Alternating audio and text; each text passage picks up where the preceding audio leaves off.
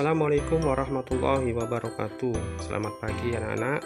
Hari ini kita akan melanjutkan pelajaran tentang sifat-sifat operasi hitung pada bilangan bulat. Pertemuan kemarin kita telah membahas sifat-sifat operasi hitung pada bilangan bulat, di mana operasi hitung pada bilangan bulat dibedakan menjadi 3, sifat komutatif atau pertukaran, sifat asosiatif atau pengelompokan, dan sifat distributif atau penyebaran.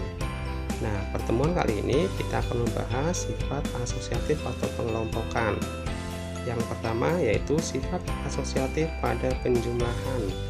Bisa tulis dengan A ditambah B dalam kurung ditambah C, hasilnya akan sama dengan A ditambah B dan C dalam kurung, di mana A, B, dan C adalah bilangan bulat.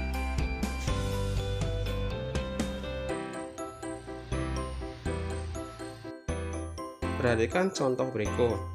12 ditambah 8 dalam kurung ditambah 7, hasilnya akan sama dengan 12 ditambah 8 dan 7 dalam kurung. Pada contoh soal tersebut, pengelompokan di bilangan 12 dan 8, sedangkan di ruas kiri dipindah di bilangan 8 dan 7. Ketika sudah dikelompokkan, maka yang dikerjakan terlebih dahulu adalah bilangan-bilangan yang berada di dalam kurung. Jadi 12 ditambah 8 hasilnya 20, kemudian 8 ditambah 7 hasilnya 15, kemudian tambah dengan bilangan yang lain, maka ketemu hasilnya yaitu 27. Ternyata sifat asosiatif berlaku untuk penjumlahan. Nah, selanjutnya kita belajar bagaimana cara menghitung penjumlahan pada bilangan bulat. Perhatikan tanda positif dan negatif pada bilangan ya. Jika bertanda sama, jumlahkan kedua bilangan. Tanda pada hasil penjumlahan sama dengan tanda pada kedua bilangan. Perhatikan contoh berikut. 5 ditambah 4, 5 dan 4 adalah bilangan positif, maka hasilnya positif. Selanjutnya, negatif 5 ditambah dengan negatif 3. Negatif 5 dan negatif 3 adalah bilangan negatif, maka hasilnya adalah bilangan negatif. Jadi, anak-anak harus perhatikan tanda bilangan. Selanjutnya, jika tanda berbeda, kurangkan kedua bilangan. Jadi kalau bilangannya salah satu besar, anak-anak tinggal kurangkan saja yang besar dengan yang kecil. Dan tanda pada hasil pengurangan sama dengan tanda pada bilangan yang besar. Perhatikan contoh berikut. Negatif 6 ditambah dengan 2. Nah, sekarang cara menghitungnya adalah anak-anak perhatikan angka 6 dan angka 2. Angka 6 lebih besar, maka 6 dikurangkan dengan 2. Hasilnya adalah 4. Karena tanda negatif itu ada di angka 6 dan 6 itu lebih besar dari 2, maka hasilnya harus tanda negatif. Jadi hasilnya negatif 4.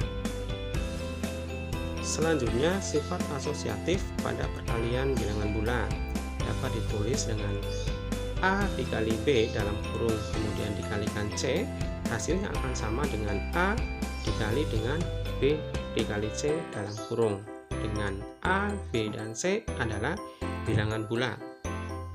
Nah, jadi pada sifat asosiatif perkalian maupun penjumlahan, anak-anak hanya memindahkan pengelompokan bilangannya ya.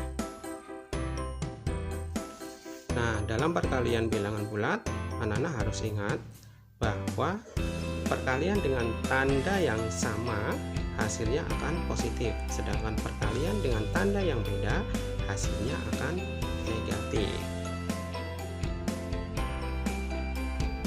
Sekarang perhatikan sifat asosiatif pada perkalian.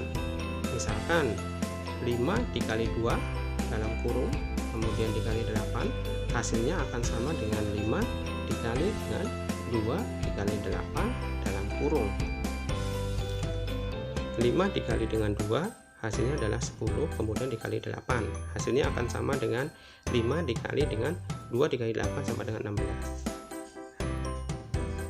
hasilnya sama-sama 80. Perhatikan contoh soal penjumlahan pada sifat asosiatif berikut ini.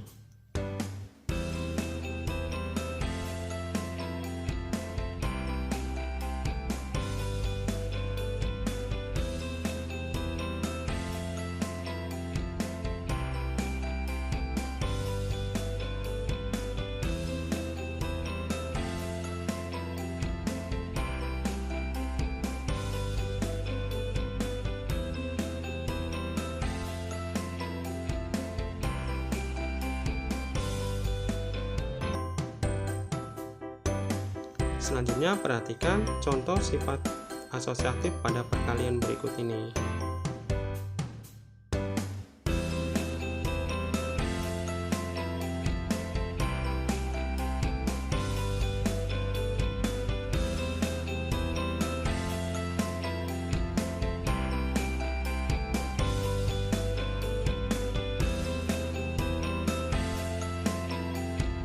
Oke, selamat berlatih. Terima kasih. Wassalamualaikum warahmatullahi wabarakatuh.